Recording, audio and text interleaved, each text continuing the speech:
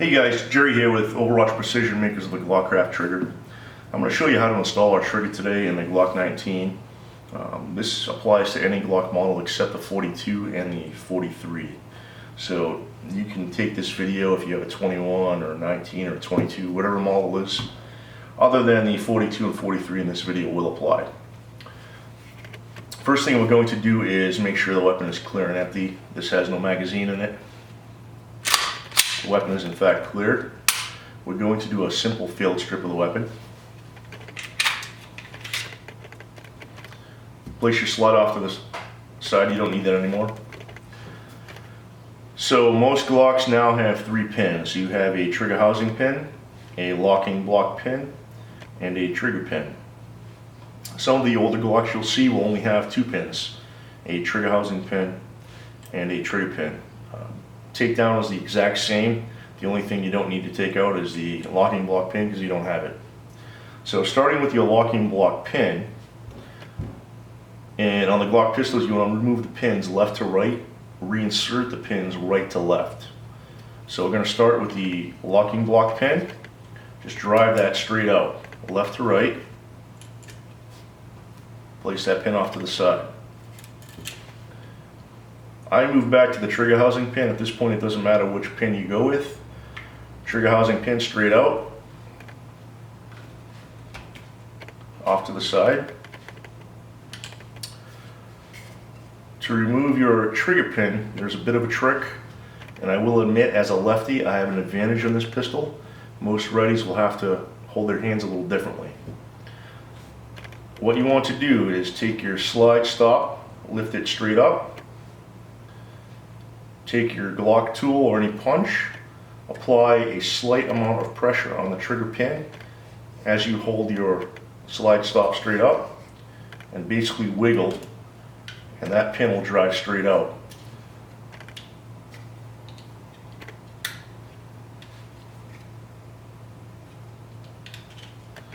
Just to show you, if you don't hold your slide stop up and wiggle it and just try to drive this pin out, it will not come out. The pin is actually held in place by the slide stop. So that's why we have to lift it up and wiggle it a little bit to remove that. Put that trigger pin straight there. Take out your slide stop, it just comes straight out. From here, take your tool, get underneath the locking block and just lift it straight up. And that will come straight out. Next, I grab the ejector and I lift straight up on the ejector and the trigger housing, and the trigger bar comes straight out with it. It's connected at this point. As you can see, we already have one of our triggers on this gun, but if you buy the whole unit, it will come on the trigger bar already. So I can just show you the technique. What you want to do is pull forward on your trigger bar, rotate it a little bit so it clears the connector, and lift it straight out. It's held in place by the trigger spring. Don't take this trigger spring off. If you do, it's not that hard to put back on, but it is a little bit of a technique that you have to use. Just grab your trigger bar, grab your spring, and kind of twist them, they come straight off. You would then take our trigger attached to our trigger bar. At this point, you can save the old trigger and trigger bar for spare parts. Take our trigger on the factory trigger bar. What I do at this point is I grab the trigger spring, and you'll see the trigger spring sits completely parallel. There is a little hole right here that your trigger spring goes through.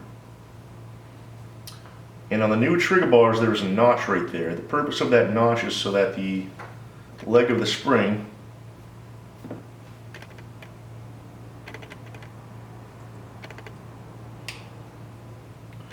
will actually sit in that notch.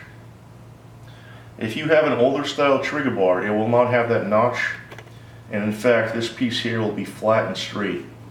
That's fine, there's no issue with that. All of our triggers and trigger bars come with the updated trigger bar, so you will in fact have this notch. That's only if you buy our trigger shoe separate and install it on your trigger bar. If you do in fact take this trigger spring off, it's very easy to put back on.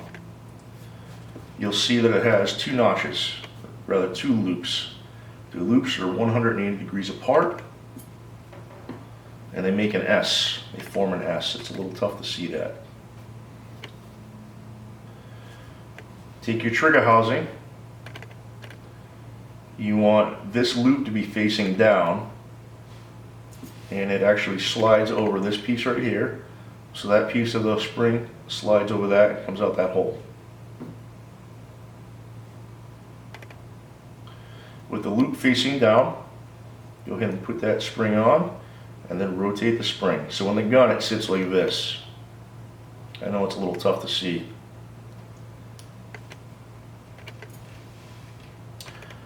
Take your trigger and trigger bar, the second part of that loop. This is going to go through that hole in the trigger bar. And you'll have to kind of orient this the way it's going to sit in the gun. You can put this on backwards, but it should sit like this.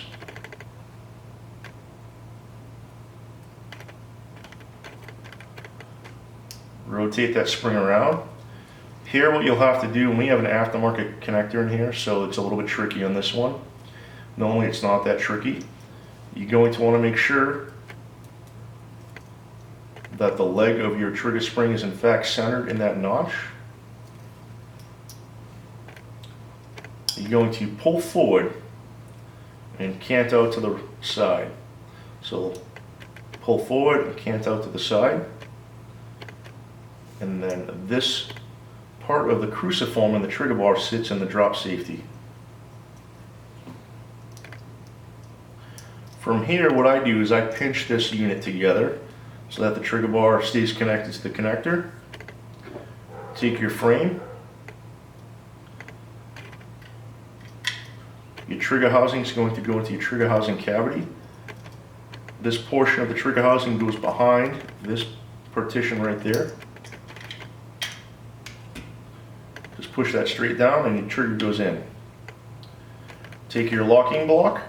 Your locking block can only go in one way. You can try to put it in backwards, but it won't go in that way. Take your locking block. Start your locking block. Just push it straight down.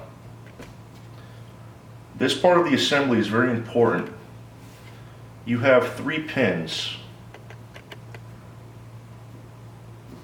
2 are metal and 1 is plastic. The plastic one is the trigger housing pin that goes in the very back. The other 2 metal pins, one is extremely thin and the other is fat.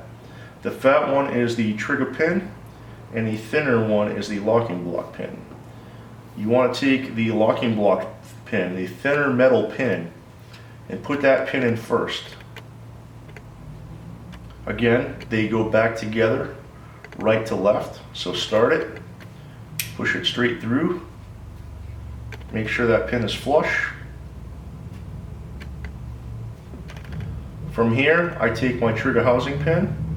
Again, they reassemble right to left. Put that in, push it straight through, make it flush. From here, you want to take your slide stop lever. Your slide stop lever has a spring. The spring sits underneath the locking block pin, so when it's together it should sit like this so that the spring has tension on it.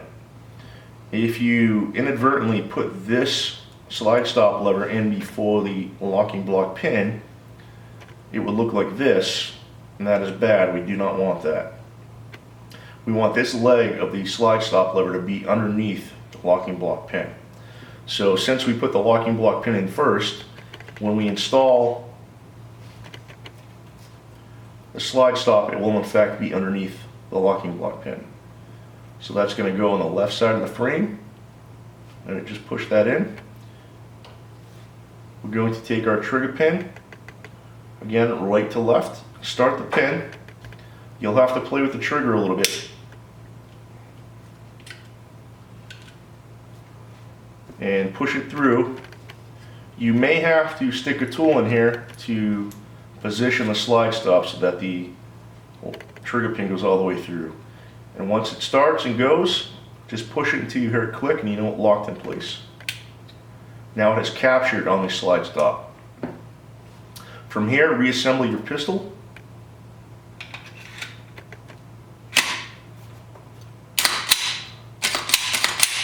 Make sure the slide cycles. Go ahead and dry fire your pistol. Hold your trigger to the rear and cycle the slide. Slowly release your trigger to make sure it resets and you hear that audible click. And you did in fact hear this one. You can go ahead and do it several times.